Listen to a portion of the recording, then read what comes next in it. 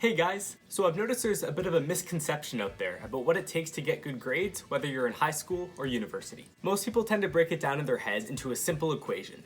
They have their own genetics times the number of study hours that they end up spending. Now, I held this belief for a long time, and the truth is you can still get good grades this way. The problem is that the only way to maximize your output, in other words get higher grades, is to keep putting more and more time in.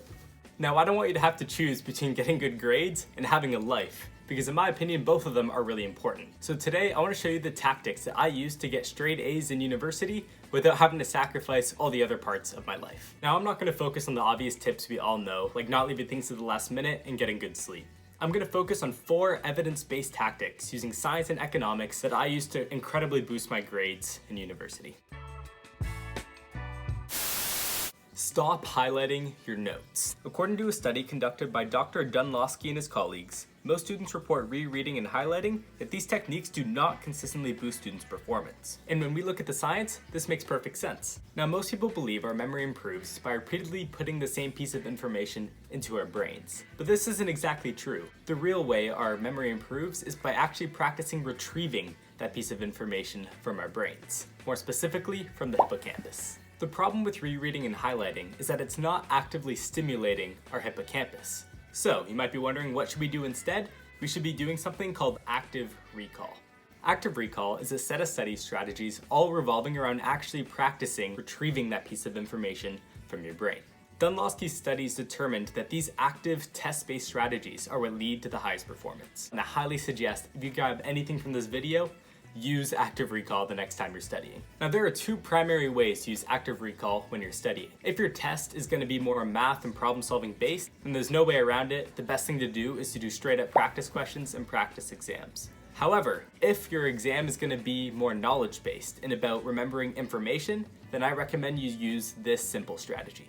First, write everything that you need to know onto a bunch of cue cards. Then, as you go through the cue cards, create a right pile and a wrong pile for the ones you get right and wrong. Then every 5 to 7 cue cards, retry a cue card from the wrong pile until you get them all right consistently. Personally, I actually skip cue cards and use active recall straight out of the notes that I made by blocking the answers with my hands as I go down. I just do this because it saves time, but if this is your first time using active recall, then I would highly recommend using cue cards because it's motivating to watch that pile of wrong answers slowly go down. This is a mistake I see way too often. People usually spend the most time studying for courses that they enjoy the most, which are also normally the ones they're already doing the best in. The problem is that we're generally already close to our maximum potential in these areas, meaning that we don't have as much leverage on our time to try and boost these grades. I don't even need fancy scientific studies to prove this, it's really just simple math. Let's say you have a 90% in math and a 75% in biology. Most people would think to themselves, I must be a math guy, so let's focus on math, since we find it more enjoyable to practice things we are already good at. But your level of improvement is already capped at just 10%. However, if you employ the other tactics in this video and focus on biology, any improvement above 85% is literally impossible for math to even compete with. This past exam season, I spent about 15 hours studying for one exam and about 2 hours studying for a different exam that was actually worth more. This seems crazy to a lot of people, but my reason for doing this is because my grade in one class was a lot lower than the other, and I had a lot of confidence in the class I was already doing well in. This way, by spending all my time on the harder course, I was able to maintain the A+ in both classes.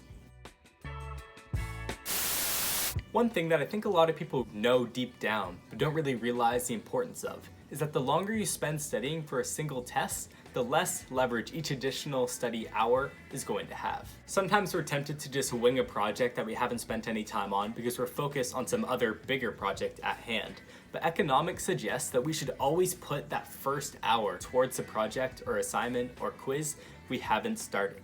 This is a graph of diminishing returns. It will look a little bit different depending on each person, but it should keep its general shape. As you can see, hour 3 is actually pretty effective for this guy, boosting his grade 10%. But by hour 7, he's only earning about a 3% boost.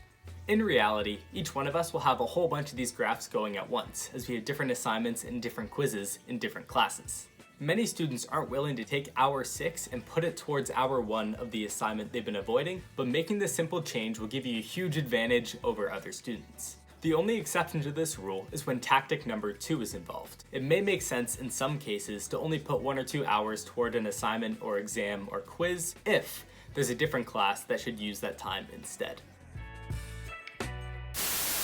My final tactic for today to increase your studying efficiency is to study with friends the smart way. Studying with friends is great. It can allow you to use active recall by testing each other. It can make studying less soul-sucking when you're on hour 7 before a midterm.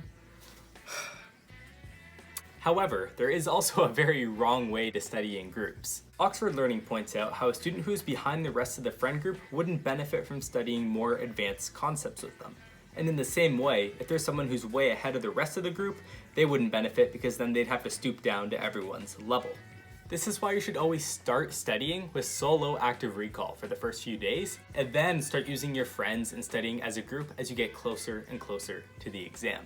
Our friends come in clutch the most when we start suffering from cognitive fatigue and we're getting tired and we don't feel like studying anymore, and they can be the ones to motivate you to put in that last hour that could make all the difference. So that's all I have for you guys today. Go do good things.